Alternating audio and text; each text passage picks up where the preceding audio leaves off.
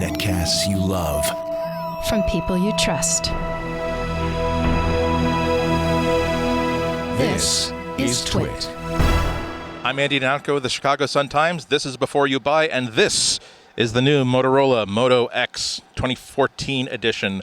And I gotta say that they've done the one thing that has made me actually want to like this camera, like this phone, because it actually has a decent camera this time. Last year, the original Moto X, so many nice things about it.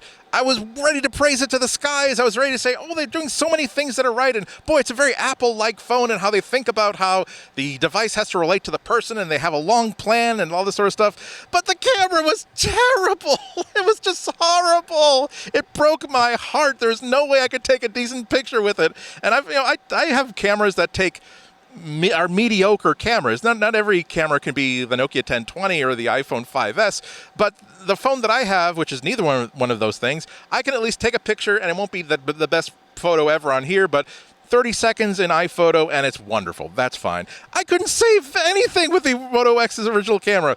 Fortunately, they fixed that in spades. It really does take good pictures now. And now we can get to every other feature of this phone. Is it more powerful than last year's model? Yes, they've upgraded to the same Snapdragon processor you'll find in other models like the Samsung S5. I'm not a big aficionado of faster processors, because it's not just did you put better silicon in there, it's does that speed actually present itself to the user. And as I was saying before, the fact that they keep the junk off of the software off this phone, I think, is a better boon for not only speed but battery life than anything else. You might also notice that it's a bigger screen, which is something that everybody seems to do every 2 years. Last year's Moto X was a 4.7-inch screen. This one is 5.2, large enough to make it into a big phone. It's not quite as pocketable as it once was, but if you are watching movies on this, that's a definite plus. And the other thing that I haven't mentioned is that now the front-facing camera has been upgraded. Now it actually takes full 1080p HD video from the front-facing camera. I've been shooting some YouTube videos with this over the past 3 or 4 days, and it's really, really nice. The one thing that I'm glad that they kept, though, and this is such a silly thing to point out, is this little dimple in the back there. I would have never guessed before I tried the original Moto X that having a little dimple in the back would change how much you like a phone, but look how easy it is to just tactile orient it in your hand. You don't accidentally have it on upside down. If you need to jog it around in your hand a little bit, you've got this nice little pivot point. If I get the new iPhone 6, I almost want to take it into a machine shop, have a ball peen hammer, just a little tap, just to put a little dent right there, because it's such a wonderful feature. Let's just say that's an aftermarket opportunity for some third-party entrepreneur.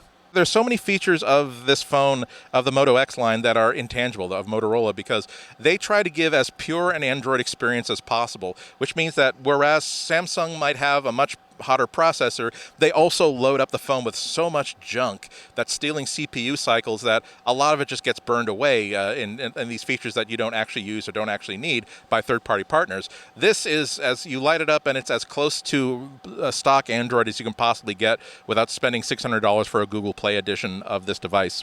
And the other thing that's nice about this Moto X phone is that it has smart notifications and uses active gestures, where if I take this out of my pocket, for instance, the screen lights up a little bit. You probably won't be able to see it, but the fact that it knows it's been taken out of the pocket means that perhaps I should show just the icon of whatever has given Andy a notification since the last time he checked. If I've got this face up on a table while I'm eating and the screen is dark, and I can simply wave my hand over it, genie-like, and once again, it won't wake up. It will just simply glow a little bit to show me, okay, it looks like I've got a Twitter notification. And if I want to actually see what it is, I can tap on that thing and stroke down, and it will just simply reveal that one notification, all without my having to figure out whether it's worth my taking it off the table or picking it up and that sort of stuff.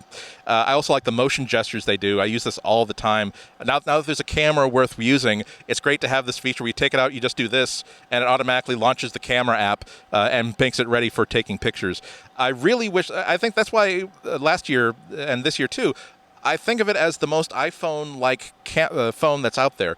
Which is not to say that Samsung phones aren't good, which is not to say that other makers aren't good either, but I think Motorola is the only other company that's deciding, let's think this through. Let's think about what the relationship is between this this little gadget and the way people use it. Is there something we're not paying attention to? Are we forcing people to tap too many buttons when we can actually save them a lot of trouble? The other nice thing, they've changed the styling a little bit. It's now they say that people were complaining that the original Moto X felt a little bit cheap, so now it has a nice aluminum frame, just like the iPhone 5.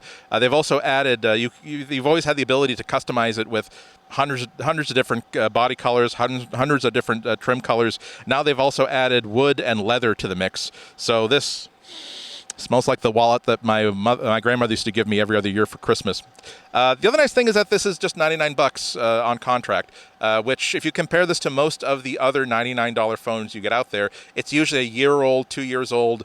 This is brand new stuff, and it's one of the nicer, not the nicest, but one of the nicer phones I've used. So really, my recommendation has really changed ever since the unveiling of the Moto X. If you asked me what Android phone to buy, I would have to walk you through a whole bunch of decisions because Samsungs, they're nice, but they've got a whole bunch of Samsung-y quirks. And if you've used Samsung devices, you know what I'm talking about. Please don't make me elaborate. HTC has a nice HTC One, but you got to be okay with the idea that it has a very low-resolution camera. Otherwise, it's fabulous.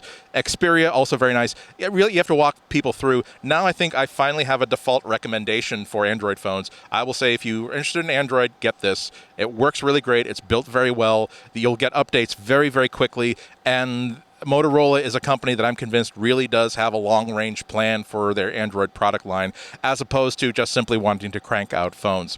So again, maybe not necessarily the best phone in the world out there, because there's still the iPhone 6 out there to contend with. But boy, it's so great when a phone in one single release stage goes from "there is no way in hell I would visit this upon my worst enemy" to "this is now the phone that I would like to recommend to people if they're not willing to give me more details about how they use phones and what they need." For Before You Buy, I'm Andy Ihnatko. Thanks for watching.